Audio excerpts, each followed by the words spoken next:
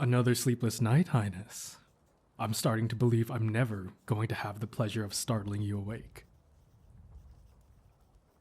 I'd love to see the distress on your face upon being continuously woken. Preventing someone from sleeping is a very effective torture method. But you'd know all about that, wouldn't you? It was the Sorcerer's King's favorite practice, after all.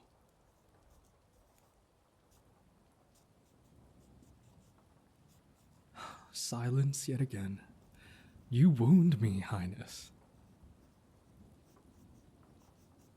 What are you working on today?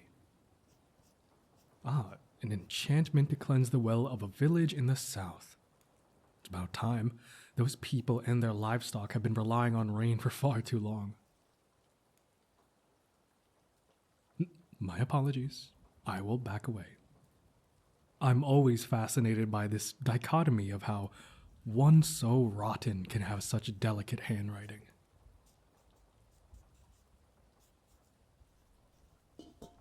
The kitchen prepared a real feast for you. Fresh white bread, salted fish, sweet cakes, fruits, and even some dry sausages. A meal fit for a king.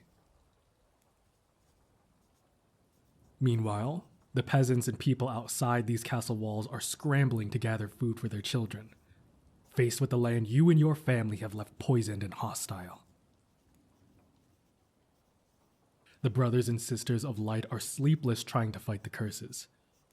The knights and soldiers alike do all they can to organize rations and fend off unnatural beasts. Fathers starve themselves to feed their families, mothers give birth to stillborns for lack of proper nutrition, and orphans fight with stray dogs over rat carcasses. Have you ever tasted rat, Highness? It's like swallowing the plague itself. After your father slaughtered my family and burned down my home with witch fire, rats made up most of my diet growing up. To this day, I still gag on the mere sight of rodents.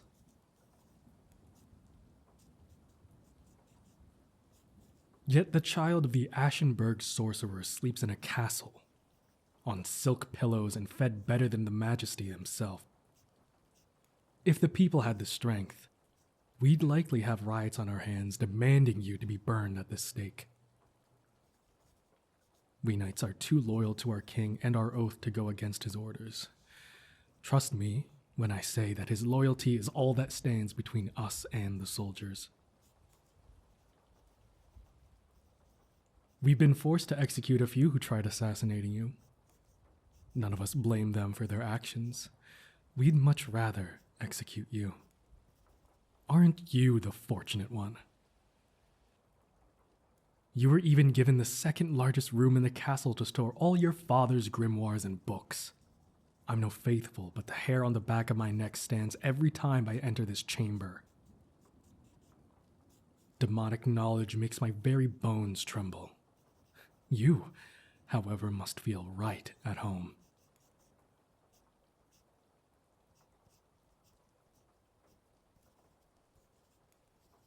Still nothing. Not even a hint of a smile at the thought of your beloved home. Thanks to your family, this land never had a need for tales of demons or monsters in the dark. The mere thought of your father or brothers passing through kept the adults up at night. But being killed by the wicked Ashenberg twins was far preferable than being captured and dragged back to the Sorcerer King for interrogation. And worse, when he was done with them, they would be taken to the tower of his youngest child and apprentice. Your tower, Highness. I heard it was a gift from your father for your 12th birthday. Did you know I was part of that raid? I was first to witness the leftovers of your experiments. Torture chambers filled with bones, blood on every surface, eyeballs and organs in jars. The nearby peasantry said that they heard the screams of your victims for years. You even kept records of each victim, detailed with gruesome sketches and thorough notes for each one. I even found some names of friends and allies. Thank you for showing me exactly how my friends died and what was left of them. What a twisted purpose for that pretty handwriting.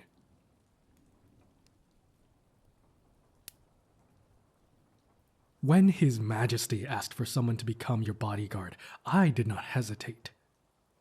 After all, I'll be the one to slit your throat the moment you showed a sign of suspicious behavior. And I would never miss the chance to remind you of your sins. I expected a haughty royal, guiltless and spiteful. For you to make demands of luxury and servitude in exchange for your knowledge of curses. How I relished in the idea of tormenting you. Humiliating you, watching you squirm at every act of penance you'd be forced to perform. Instead, I was met with a husk of a person. Tired face, unfeeling, marked with permanent dark circles and pale as a ghost. Following every order without complaint like an animated puppet. Surely this was a trick to lay low until you could use your knowledge as a bargaining chip to slowly pick up where your father left off. But to add insult to injury, you eat nothing more than tasteless gruel and roots. You stay awake for days on end, breaking down counter spells and crafting purification rituals until you collapse from exhaustion. Even going as far as taking upon yourself curses that would kill those too weak to survive them.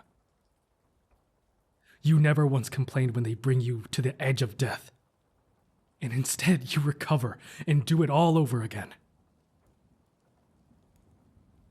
You only ever wear black as if you're in mourning.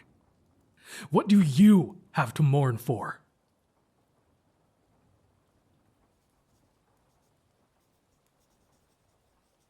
I shared my frustrations with His Majesty.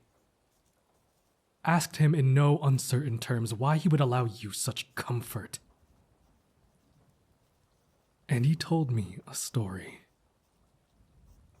After he slew your father and took his crown, you were brought before him to answer for your crimes.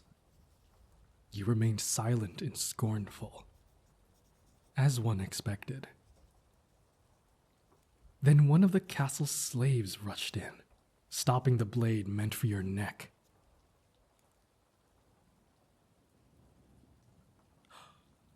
Seems like I have your attention now. The boy fell to his knees, begging His Majesty to spare you, professing your innocence. You screamed at him to stop. But before he could say any more, the curse mark around his neck activated, and blood spewed from every part of him. Every slave in your household is bestowed that curse of secrecy to prevent loose tongues from revealing the secrets of their wicked masters.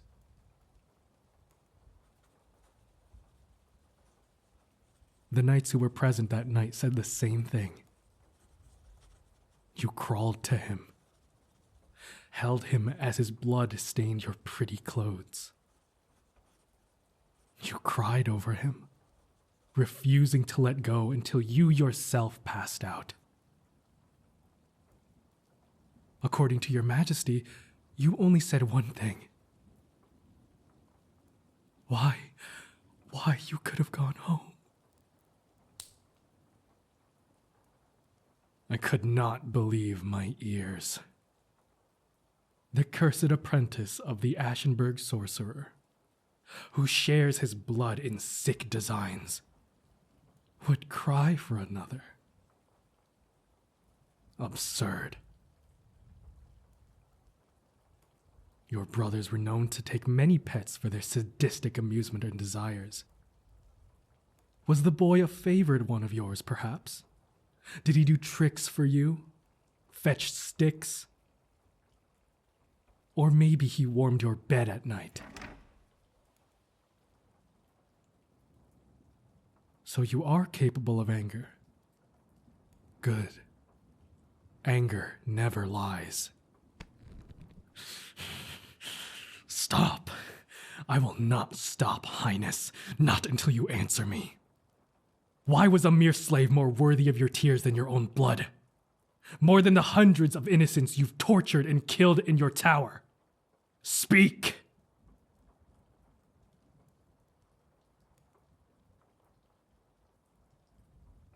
Nothing. Even as my hand leaves bruises on your wrist, you won't fight back. You'd let me do anything to you, wouldn't you? Throw you down. Break your bones. Cut you. Brand you. Force myself on you. Why? Why does an Ashenberg witch feel guilt? Look at me!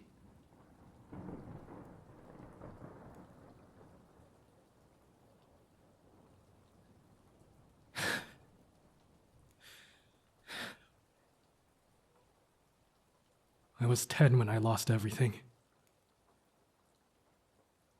I heard the goddess call upon me, promising me vengeance for my pain, justice for my dead kin. And I'm finally here. Closer than ever to what I'm owed. Anger, raw and all-consuming. And you're crying? Crying for another, no less. I know tears. I've seen so many throughout the years.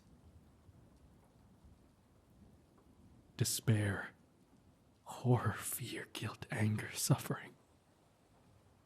The latter I've seen the most. Why are you suffering? You do not flinch at the sight of curses or gore. You do not react to the slightest insult. You accept any order. So why does the mere mention of that boy sadden you?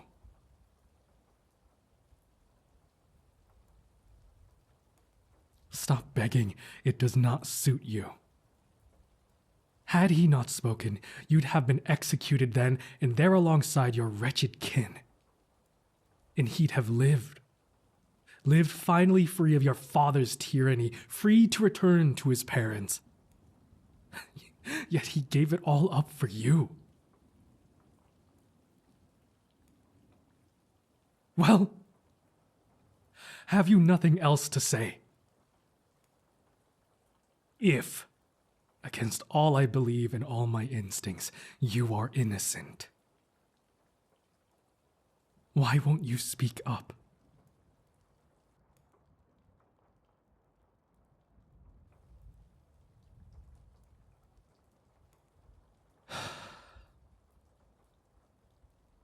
After His Majesty's revelations, I went to consult the Order of Light. Everything we found in your tower was entrusted to their archives so they could be studied, then destroyed. The keeper in charge was confused, to say the least. She could sense no darkness coming from your grim records.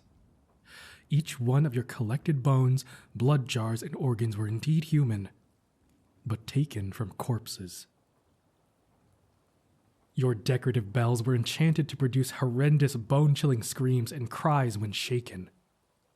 The fateful thought, you might have enjoyed those as music. But otherwise, she could sense no infected aura or miasma typically left behind dark magic. This is the book the boy brought with him to defend you. Another one of your many journals detailing the experiments and sketches of your research at the tower. In my preparations for the war, I've learned the basics of dark magic and a few spells to counter it from the Order. I was never really good at magic. But there was one spell I did manage to master.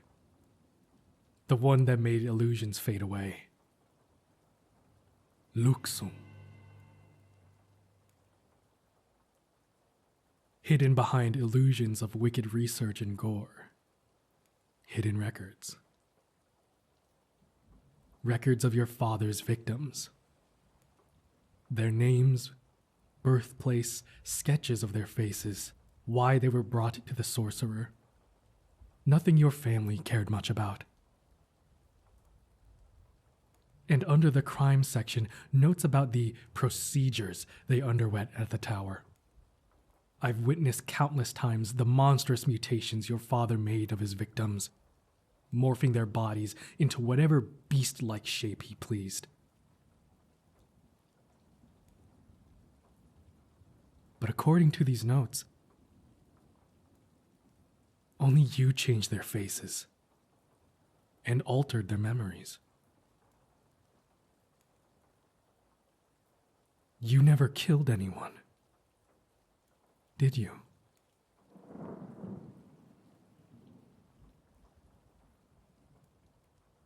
Why do you shake your head as if I do not hold the proof? I've seen your handwriting too many times not to recognize it. All these people your father gave you to torture and murder, you instead gave them new faces, new memories, and set them free. You set up your tower to give the illusion of horror and death, had enchanted bells to mimic the screams of your so-called victims so no one would be the wiser. And you have played the role of the wicked witch to the end. Until the one person who knew the truth intervened.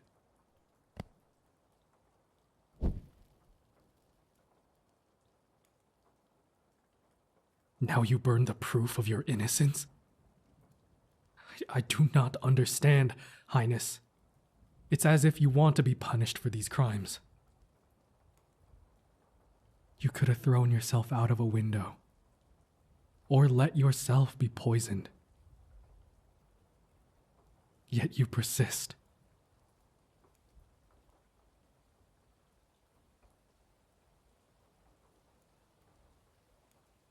What was his name?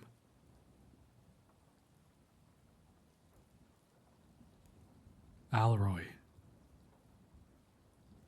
And he died because he spilled the secret of his master.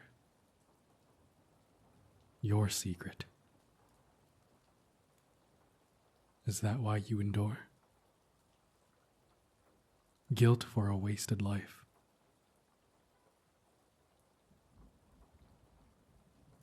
One of many. Have others died in your service as he did? You want to atone for all those you could not save. You cannot mean your father's victims. Not even His Majesty, the hero who freed us all, could save everyone. How could you have opposed your father? You requested your tower at the tender age of 12. You've been saving innocents from his clutches for over a decade. Since you were but a child. The proof is in your many journals behind a mere concealment spell.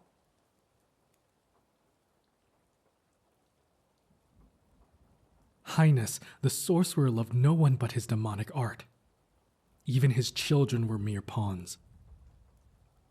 Either they served him as he pleased, like the wicked twins, or were just another rat for his experiments. Weren't you yourself merely his apprentice? A useful assistant to his dark designs?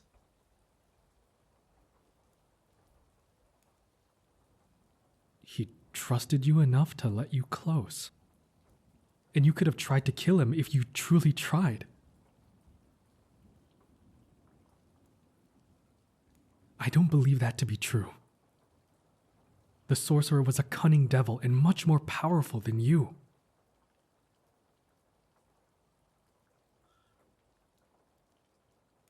I know your mother died at childbirth, yes. Many of the sorcerer's unwilling concubines did.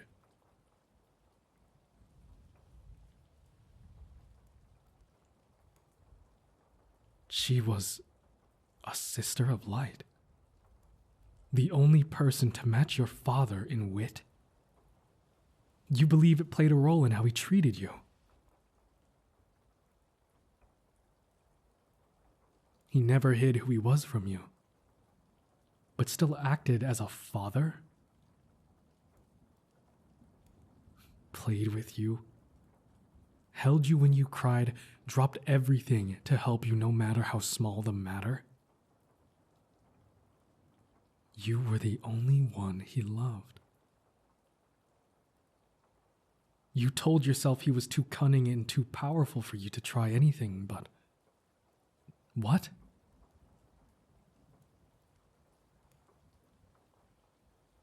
The truth is that despite everything, you could not bring yourself to kill him.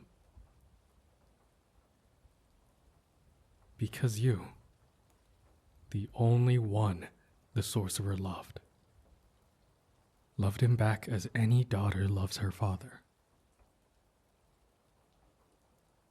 Therefore, you believe that all his sins are yours to pay for. What are you?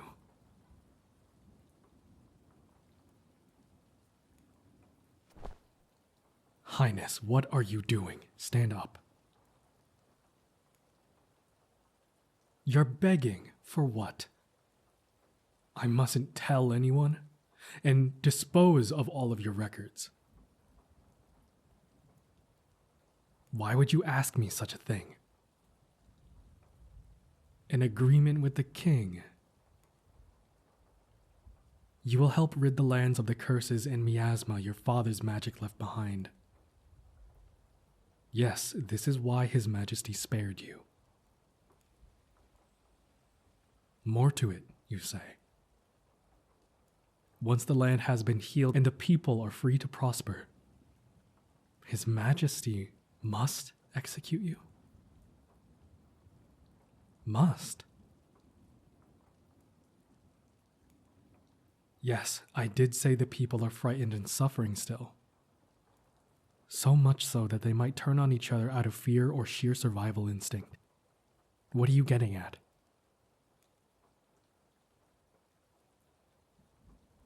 They must have a common enemy. Someone to hate and blame. Someone to take all their anger so they may become strong together again. So a united land may be reborn from the wake of the Ashenbergs.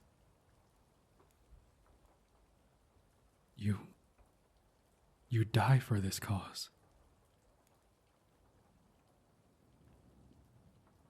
Stop.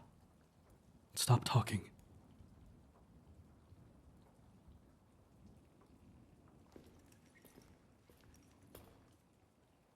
Fate truly is cruel to rob me of my anger. For over a year, I believed I was finally paying it back for taking everything from me. I taunted and tormented you, served you rotten food, let yourself be spat on by angry passerbys. Despite your lack of protest, I relished in knowing I was getting a sliver of revenge for my pain. And now, I learn that the last of the Ashenberg witches, my one chance at vengeance, is willing to die for sins uncommitted and to save this dying kingdom.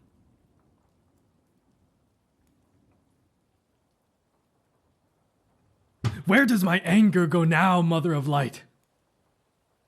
Is this all to show me what I've become? A failure of a man who torments the innocent as my enemy did.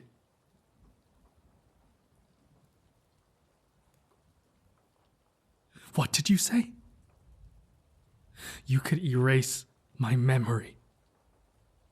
Make me forget what I've learned. You'd allow me to return to blissful ignorance and keep on tormenting you till the end. It would be better for the both of us.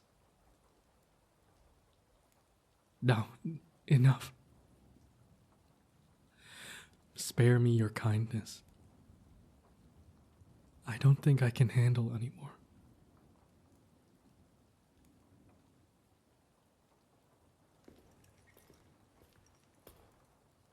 Take my hand, Highness.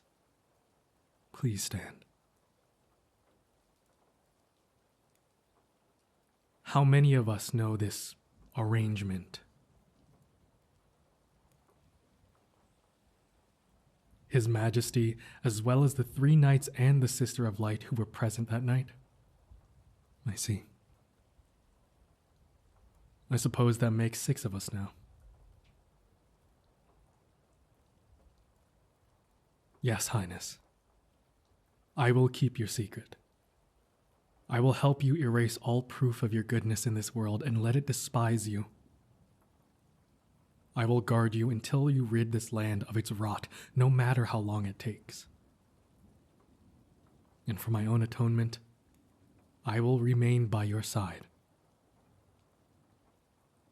I will shield you from harm and be your sanctuary when your burden becomes too heavy. I will be a witness to the kindest sacrifice this world will never know.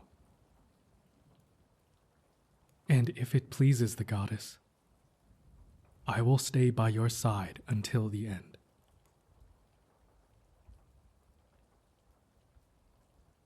I care not what others will think. Let them believe me to be bewitched or mad. My orders are to protect you and your work, after all. If you, the Ashenberg heir, can endure such a penance, then I will endure mine.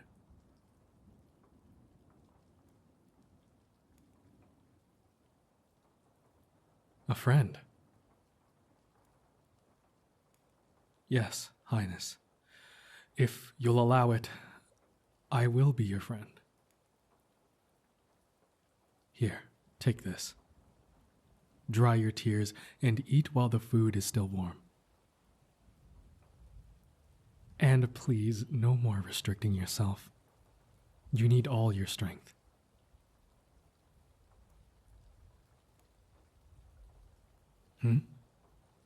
Oh, it's nothing. I'm only noticing how lovely your eyes are. If only I cared to look for the soul within them.